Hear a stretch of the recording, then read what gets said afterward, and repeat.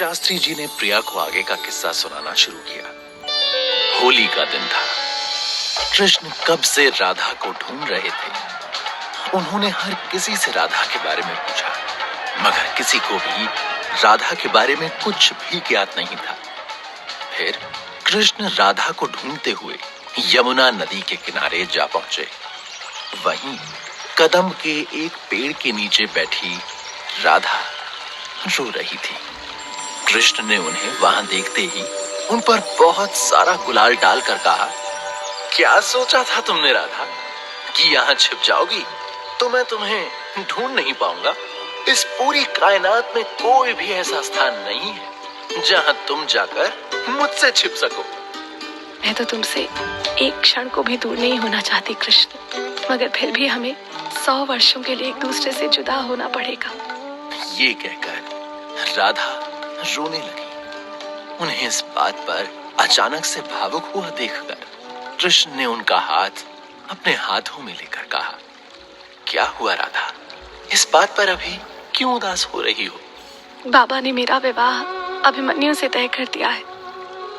ये तो कभी ना कभी होना ही था ना राधे, और तुम तो ये भी जानती हो कि वास्तव में क्या होने वाला है। अभिमन्यु से विवाह तुम्हारी छाया के रूप में वृंदा का होगा। फिर ये उदासी क्यों? लेकिन ये संसार मुझे उसकी पत्नी के रूप में जानेगा। मेरा नाम किसी और के साथ जुड़े, ये मैं कैसे सहन कर लूं कृष्ण?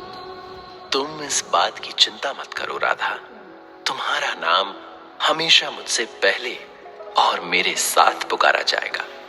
ये संसार सिर्फ हमारे प्रेम को याद रखेगा, बाकी सब महत्वहीन हो जाएगा। जहां अर्थ हो वहां प्रेम नहीं होता, लेकिन प्रेम हर चीज का अर्थ होता है। तुम और मैं इस संसार में उसी प्रेम के प्रतीक के रूप में पहचाने जाएंगे। चलो अब रोना बंद करो और मेरे साथ होली खेलो। कृष्ण की कोई भी होली राधा के बिना पूरी नहीं हो सकती। कृष्ण की मनमोहक बातों से राधा का चित्त प्रसन्न हो उठा और वो कृष्ण के साथ होली खेलने लगी। कुछ दिनों बाद जब वो कृष्ण से मिलने जाने के लिए तैयार हो रही थीं, तभी उनकी होने वाली सास जटिला और ननद कुटिला उनसे मिलने के लिए आए। राधा को तैयार होता हुआ देखकर उन्होंने पूछा, कहाँ जा रही हो राधा? कृष्ण से मिलने। ये सुनकर उनकी सास का चेहरा सख्त हो गया और वो बोली, अपनी होने वाली सास के सामने ये बात कहते हुए तुम्हें जरा भी लाज नहीं आती? इसमें लाज कैसी माता? मैं कृष्ण से प्रेम करती हूँ, वो मेरा मित्र भी है।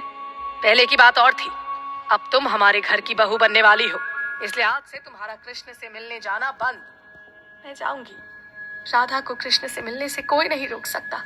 तभी राधा के कानों को कृष्ण की बंसी का स्वर सुनाई दिया, जिसे सुनकर राधा अपनी सास और ननद को नजरअंदाज करके कृष्ण से मिलने को दौड़ पड़ी। वृंदावन में कुछ देर तक कृष्ण अपनी बांसुरी बजाते रहे और राधा उनके कंधे पर सिर रखकर लेटी रही। जब कृष्ण बांसुरी बजाते बजाते रुके तो उन्होंने प्रेम पूर्वक राधा की आंखों में झांका।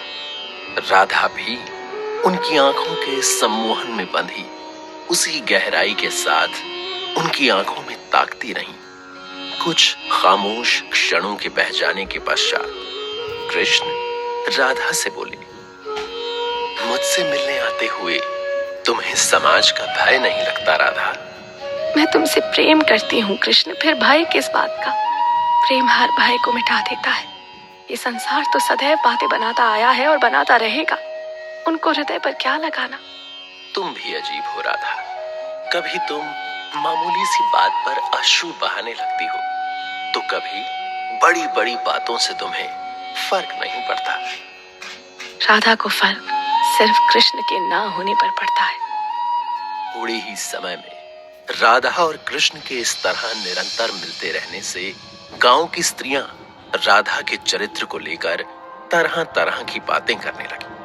कुछ ने तो अपनी बेटियों पर राधा से मिलने की रोक भी लगा दी थी।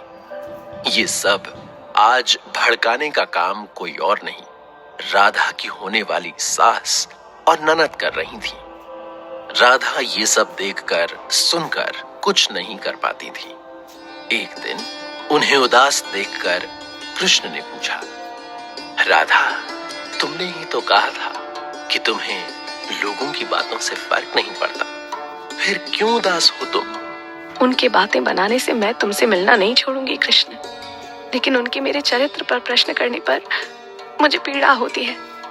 राधा की पीड़ा से कृष्ण भी बेचैन हो उठे। उन्होंने राधा से कहा, तुम चिंता मत करो राधा, मुझे कुछ समय दो।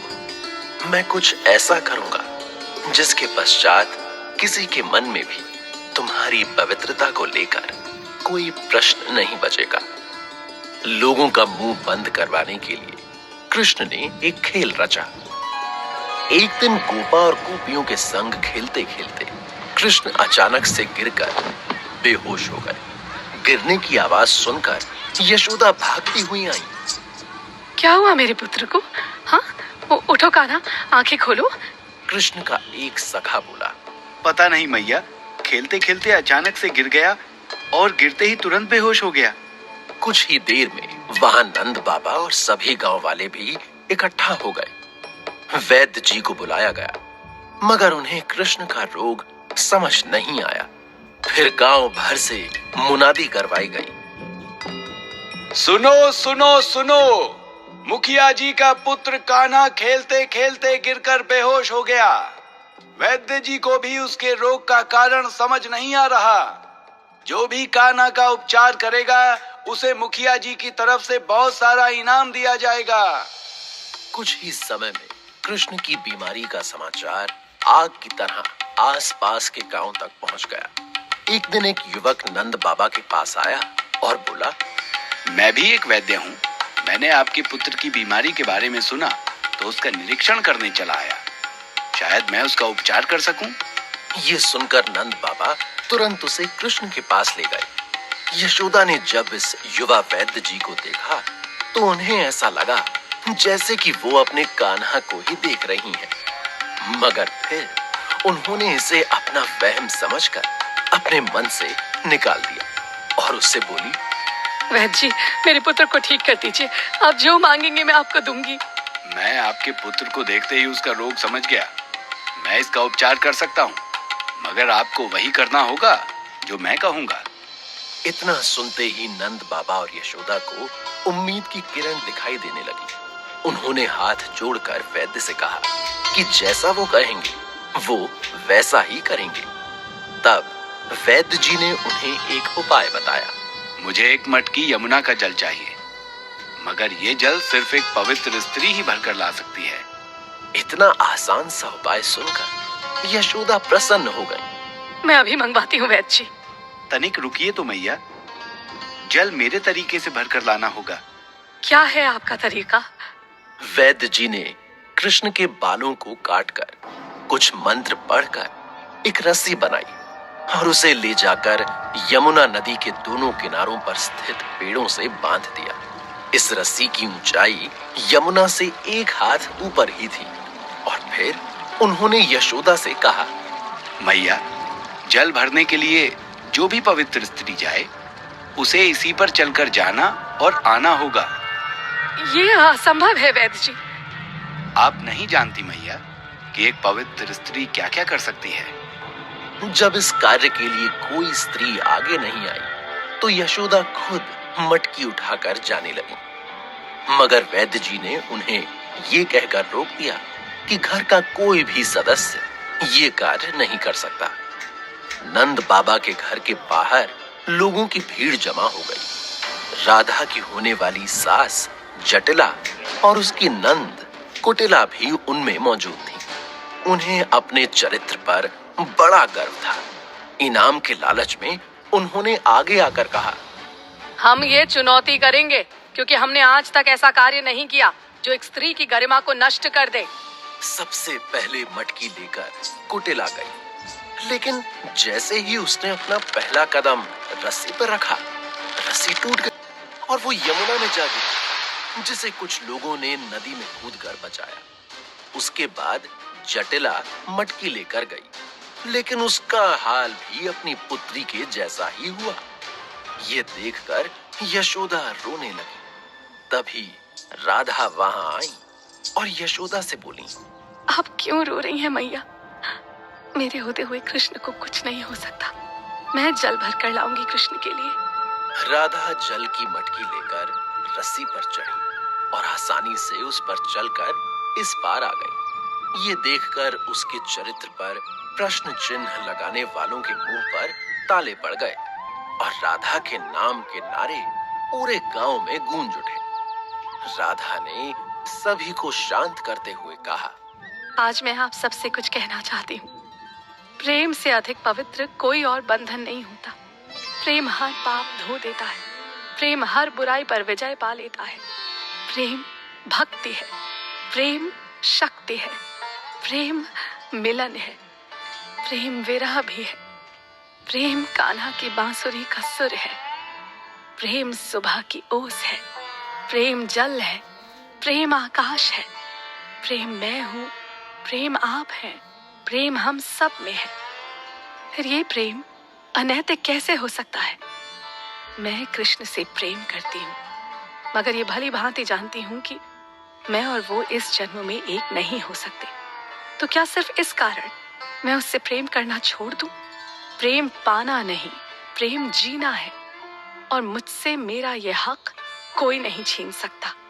इसके पश्चात राधा ने वैद्य जी के कहे अनुसार अपने लाए जल को कृष्ण के ऊपर डाला। क्षण भर में कृष्ण की चेतना लौट आई। राधा को अपने सामने देखकर कृष्ण ने कहा था ना मैंने राधा, कुछ ही समय में तुम पर उठने वाले हर प्रश्न का अस्तित्व ही मैं खत्म कर दूंगा। फिर ऐसा कभी मत करना कृष्ण। मैं अपने ऊपर 1000 आरोप ले सकती हूँ, लेकिन तुम्हें इस तरह चेतना विहीन नहीं देख सकती। और इस तरह कृष्ण और राधा ने अपने प्रेम से लोगों को चुप करवा दिया। ये सब सुनकर प्रिया शास्त्री जी से बोली, शास्त्री जी, मेरे मन में जितने भी प्रश्न थे वो सब समाप्त हो गए। राधा कृष्ण के प्रेम को लेकर अब मेरे मन में कोई संदेह नहीं। अब मैं निश्चल मन से आगे का किस्सा सुनूंगी। सब राधा कृष्ण की कृपा है।